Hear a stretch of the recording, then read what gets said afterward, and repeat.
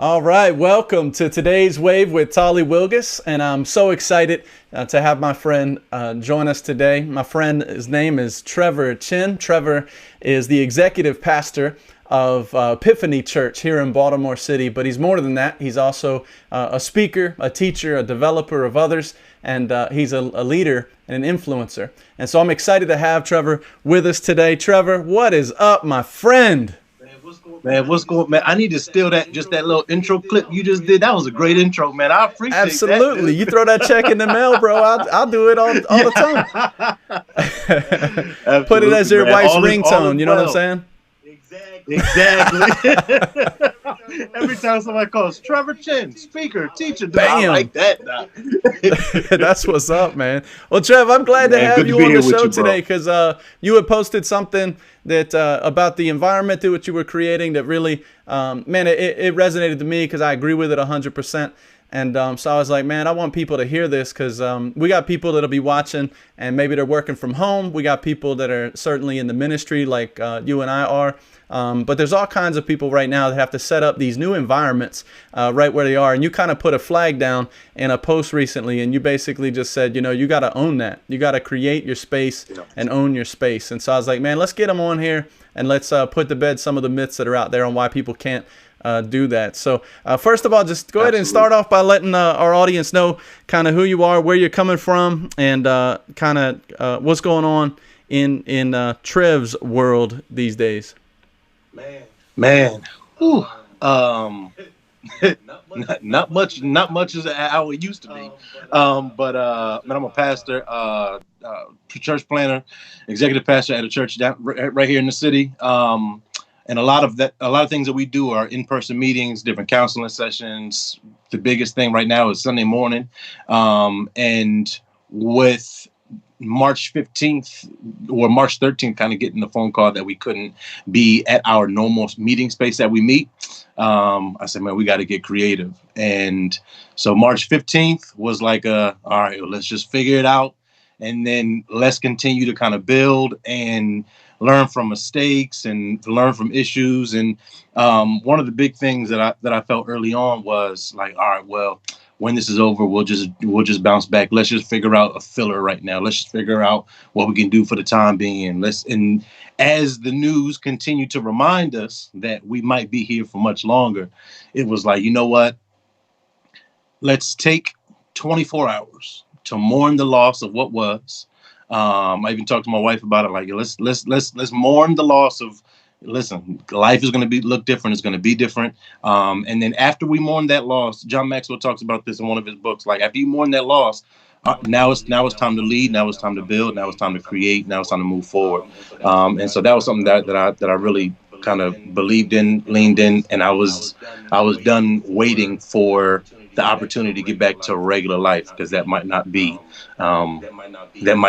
anymore. So that's where I'm at. That's where I'm coming from. It's just I'm not a tech savvy guy. I'm not. I would like to think that I have a level of creativity, but I'm not an extreme tech savvy guy. And I was like, you know what do we need to do to create an environment for everything being digital? If everything is moving to the phone and computers and iPads, I want to be able to create the same environments that I would as if people were coming over to the house. I mean, we clean our house for people to come over because we want them to have the best comprehensive experience when they walk through our doors. We want them to what they smell, what they see.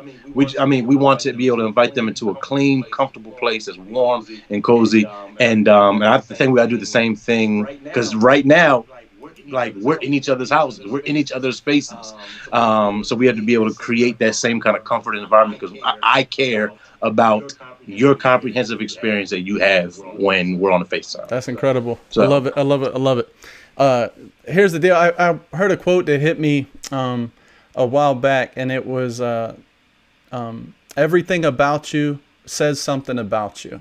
And the person was talking about, like, your car, like, not just trying to get a fancy car, but like you can have the cheapest car on the market. My first car was a 1993 Geo Metro, And I don't know if you understand about the metro, but hey, listen, I got married by having a metro. So you know my game was strong, Trev. You know my game was strong. Got my. You must have been able to talk now, because I'm not going for a ride. If I couldn't talk, I don't know if I'd have a job anywhere. But so no, I had that little metro, but the thing is, it's not about like whether or not you got a metro. It's about like, all right, like you said, like, is it clean? You know, can I get in, or I gotta move stuff, and so everything about you says something about you, how you dress, and what you choose to put on that day. Sometimes we're reactionary, and other times we're intentional. And so I just love the fact that you're intentional. I'm showing some of the pictures up from your environment that you sent over to me, and just right there, it looks like you're posted up in your living room. Tell us about what went into your decision to go ahead and I'm going to go through some of these slides here, but go through the decision making about let's go ahead and just take our living room. It is what we got, and let's turn it into something that we'd be proud to show the world. So it's my basement. I'm there right this second. And it's like I was at a conference one time, and they was like, listen, don't try to create the best church if you're at a school. Like, try to make the school the flyest thing you can make it. Don't try to make don't try to act like something is when it's not. And then for me, I'm like, yo, I can't act like my living room is a Sunday morning experience. I can't. But what I can do is I can ensure that I'm going to make it the flyest, most amazing experience. I'm going to do everything in my possible power to make sure it's the flyest, most amazing experience that you'll have. So a few of those, the few that I sent you were from the 22nd, and the other few was from the 28th. But the first go round, I had a bunch of front lighting and kind of some backlighting, but I was a little bit too close to the wall. So there was some deep shadows. So I reached out to a couple friends just to kind of figure out how we could better get lighting. And man, if I can flip it, I got sheets hanging from poles down here. Yeah, I see the sheets there. You got that. It looks like, I don't know if that's Pastor Charlie there, but you put some lights behind the sheet to kind of dim it down a little bit. Yeah, so it kind of just made kind of a soft light in the entire room. But it was still a light that I can control. And that's an even big thing for me when it comes to environments. Like, if there's something out of your control, then I don't want to use it. I want to be able to have everything that I can control. So I have natural lights down here, but I mean, if I can't dim them how I want to dim them and turn the colors I want them to turn, then I'm not using them. So I brought in different lighting, in which I can control, and that soft light. They are spotlights, but it kind of bounces off the sheet and just brightens up the entire room.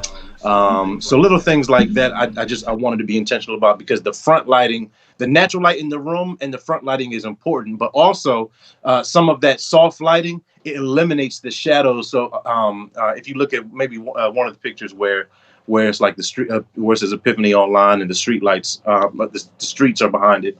There are no shadows on that one because it just had enough bright, colorful lighting in the room to be able to eliminate all of that stuff. So I was like, what do we need to have in the background? What needs to be in the foreground? So like, those are the two questions. What do I want people to look at when they turn their screen on?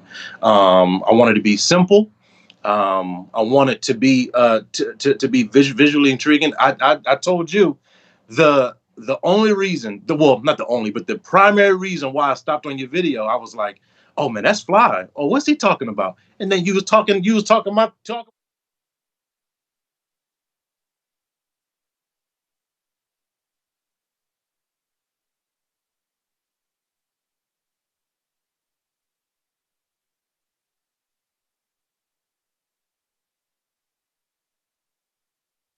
using that go live button. And I don't watch people from eating chicken wings on live to nothingness, so to fly environments. But how can we be able to stop the scroll? Because I believe that when we go live, I want you to be able to engage with this content. And if you're engaging with if I can't get you to stop and watch, then you're not going to be able to engage with the content. That's good. But yeah. That's good. Going over to some of the pictures here, I noticed that you got your kids in here, man. Tell me about what was going on there. Because here's the thing: a lot of guys, they think, well, man, I can't do this if I don't have no staff with me, and I'm corona'd out. You know what I mean? Like, and then on one of your posts, you put this shot up and you gave it a little caption. Tell us what that's about. Man, so there's two pieces. You gotta use what you have, right? in the moment. So when I was trying to kind of get this some of the ambient lighting, I was like, man, listen, I need someone to be playing keys where I would be, and someone to be singing where my wife would sing. So I brought the kids in, and it was very helpful because I was able to kind of gauge and cast the lighting and check the temperature of the room. But the other really big thing for me is we can't act like we're not going through a worldwide pandemic. That's good. Again, I'm not going to fake the funk. I'm not going to pretend like this isn't something that is not. Everyone that got kids that are home are going crazy right now. Everyone, I put my kids down for naps at the worst times, just around my meetings, just because everything is going crazy right this second. And even in recordings, I mean, with Zoom calls and recordings, I mean, if my kids ran in here, everyone would be able to relate with that. And that's another big thing with a lot of this stuff. Like, you want it to be clean, clear, but also relatable, especially with the content. Whatever you're doing, everyone can relate with your kids wanting a lot of attention. I mean, I'm literally stepping on toys and Mickey Mouse dolls right this second. You can't see them, but they're here. But I definitely wanted to be able to show, like, listen, your kids are there. Don't act like they're not. The world is going to understand if one of your kids runs behind you in a video or a Zoom call, especially if you got young kids like mine. And those hardwood floors upstairs are thin. So when they wake up, y'all gonna hear. So you hear it, huh? Yeah. Hey, so you got to work with what you got. So not everybody is doing the thing that we're doing, but you got people that are working from home and professional jobs. If you was to do this, if Trevor Chen was doing this, and you were consulting with somebody who's maybe working at a law firm or an accounting firm or something like that, and then they're about to jump on a Zoom call, what are some things that you would think about, maybe outside of all the colors and stuff that you got going on there? What would be the environment you would want it to look like? How would you present yourself? What are some tips for somebody that might be working from home from a more of a corporate kind of environment? So the first big thing that I would think through is everyone has been looking at screens for the last 3 weeks. The last thing someone else wants to do right now is just sit behind yet another computer with yet another talking head. How can you best engage with your audience? What are you wearing? Something real simple, and I didn't say this before, but I'll say it now. Like, what you wear matters. Even I'm even looking at your screen, how the color of your shirt matches the background. Complete accident. I had no idea. You know what I mean? I might want to reuse some of my videos. So every video that I wear, I have a black t-shirt on. Because I don't want you to be able to pick and choose, like, oh, you wore that yesterday. You never know when yesterday was. That's good. Because I always got on a black t-shirt. But what they see when they're hopping on, if they're seeing crust in your eyes, if you're hopping up and you're acting like and you're not ready, you're not prepared, if the lighting is right, if you're sitting behind, if a window is sitting behind you and is extremely dark on your face and no one can see, like, you want people to be able to comfortably watch and listen and engage in what you're saying. And I'm not saying you have to have, I mean, I got lights and a spinny light back. That's not for everybody. That's for me. I want, when folk hop on a Zoom call with me, I want them to have a fun experience. Hey, I'm just waiting for the go-go to get started somewhere back there. That's all I'm looking for. Hey, listen, man. I had James Brown playing them at my last meeting, so I don't want no copyright infringement issues. but that's me. But whoever you are, um, kind of what do you want to portray? Like you said, everything about you matters. And what is what do you want to portray when they see you? I'm not saying pretend like you're going into a regular board meeting on Monday morning, but I am saying, do you want people to be able to engage with your stuff without it? But also show them that you care, that they took their time to hop on this Zoom call, they took their time to make sure their phone was charged or their iPads or computers, that they sat down behind the desk, that you want to make sure that they know that you care about their time, that you care about what they're going through, even through this difficult time, and that you took time and intentionality to set it up. That's like really good. Before, this is just the last thing. Like I said before, was the if I invited you over and I ain't washed dishes and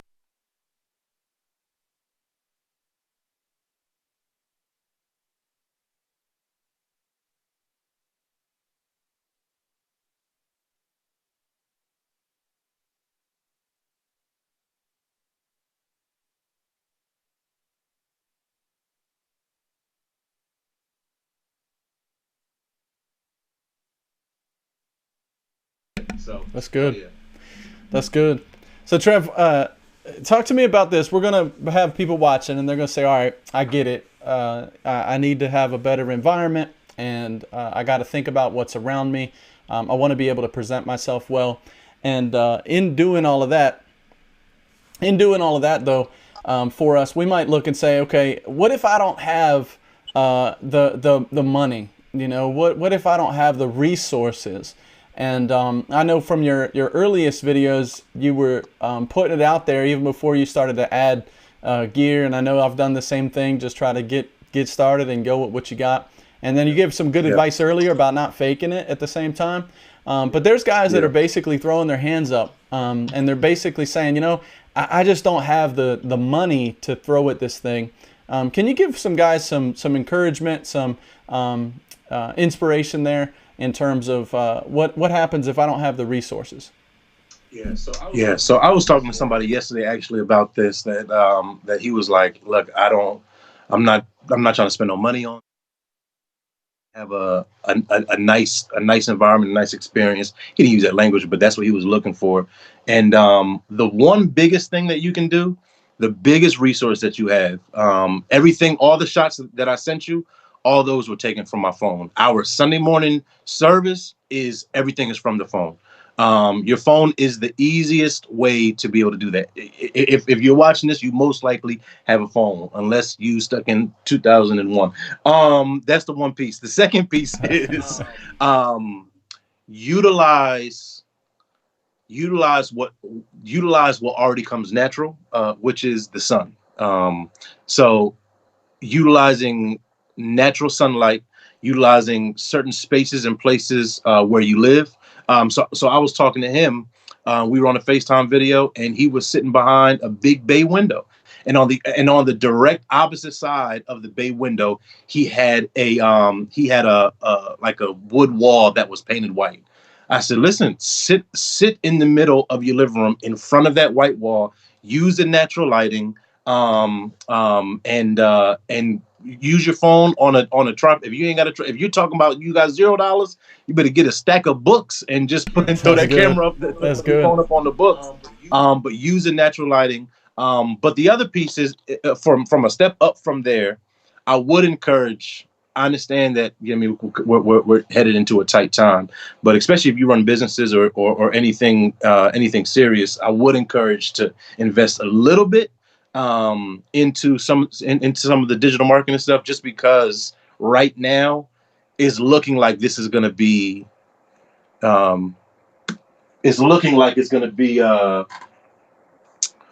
had to get my environment right. You know what I mean? Everything matters. Everything matters. Look at you. Everything matters. It's looking like we're going to be here for a while. Yeah. So if we're going to be here for a while, I would encourage to do just a few small things, nothing crazy. The two biggest, cheapest options, you could do both of these for under $70, is one, I would flip this around, but I don't want to mess nothing up. One is a ring light, and that's what I'm talking into right now. Yeah, I can pull one up on the screen for you. You sent over a couple of options that's got the ring light. I see, yeah. Pastor Charlie's in front of the image that's up on the screen. He's got the ring light, and it's just a phone, it looks like, right? It's just the phone. And on the ring light comes the there's already a phone clip that comes on the ring light. You can get one for $20 on Amazon. Good luck with Amazon, because I know they on the ropes right now. But the first big one is I would definitely do a ring light, $20, $25, $30. Pretty much all of them do the same thing. Some on there for $100. You don't need a $100 one. The other so that's primary, because you want the front shot to be clear in front of you. The second thing, if having the opportunity, I didn't use it for today because I wanted to show it, but is a microphone. And again, is that a Rode? I'm saying I use. Nah, it's an off brand. I like it. I like it. It's an off brand. It was like $25, and it plugs right into your phone, and the audio quality from all the audio quality that I use 90% of the time is from kind of this microphone, because it's a direction.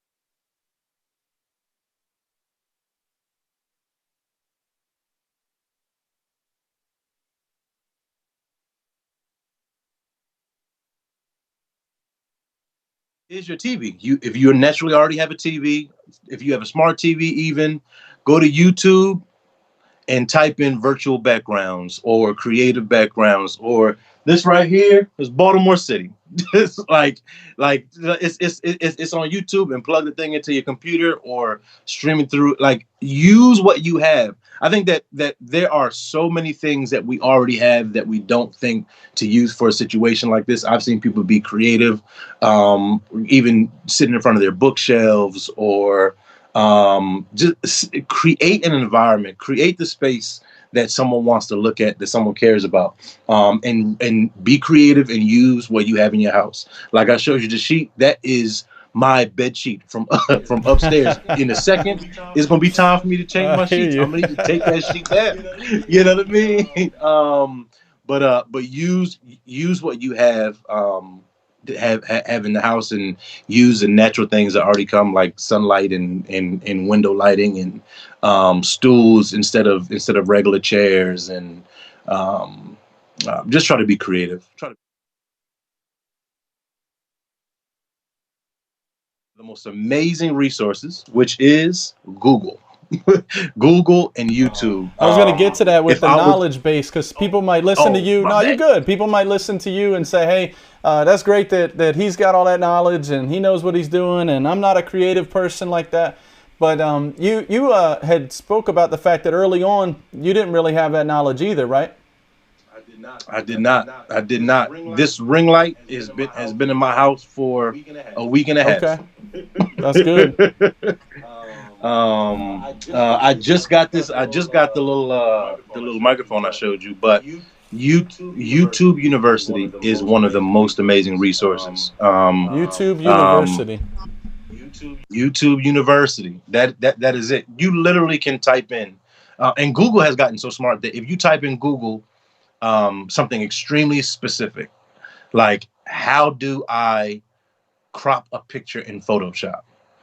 What Google and YouTube have done is they'll pull up the video it's like a 20-minute long video. They'll pull up a video of whatever the question is, and they'll actually fast forward to the part that is useful for you. The minute and 30-second little clip. I'm brand new to Photoshop. I'm brand new to Final Cut Pro. I'm brand new to video editing and photo editing. And YouTube has been the best resource, especially with some. I have a short attention. If you want to talk to me about everything under the sun, I'm not interested. I need to know how to get the fastest direction to the location the fastest way I can. So YouTube University is the best thing. The other piece is Google Images, and Pinterest. Backsplashes. You can Google backsplashes, or how to create like a wood wall for videos. I mean, there's so much you could do, but Pinterest and Google has so many pictures that you can kind of just slide through. Because that's the other big thing you even said early on. Who are you, and what do you want to show? What do you want to portray? Because that's when you're your most authentic self. That's where creativity can really flourish. Hey, look, man, I got this video pulled up here, and when I Call Your Name is on, you guys are on YouTube. You're jamming out. You're going crazy. You're going after it. Yeah, let's go. Let's go. We ain't in no living room. It's the Baltimore Arena. Your wife has a beautiful voice. Look at you. She does, there. Man. She makes me better, Doc. She makes me better. That's so good. And then just giving people a sample of what it looks like in in the YouTube setting, and they can find you guys. They can find y'all at Epiphany Church, right? And I went to your YouTube page there, and I'm sorry, your Facebook page, and right there, okay. Epiphany Church, Baltimore. So if you're local and you don't have a church home, these guys would love to have you, and right over there near Morgan, and so it'd be great for you to be there. And then also, Trev, I want to close out with just giving people some contact. Now, listen, I'm telling you, you're a beautiful man, but you've changed since these pictures, man. We're gonna go in there and update some of these. We do got to look at you.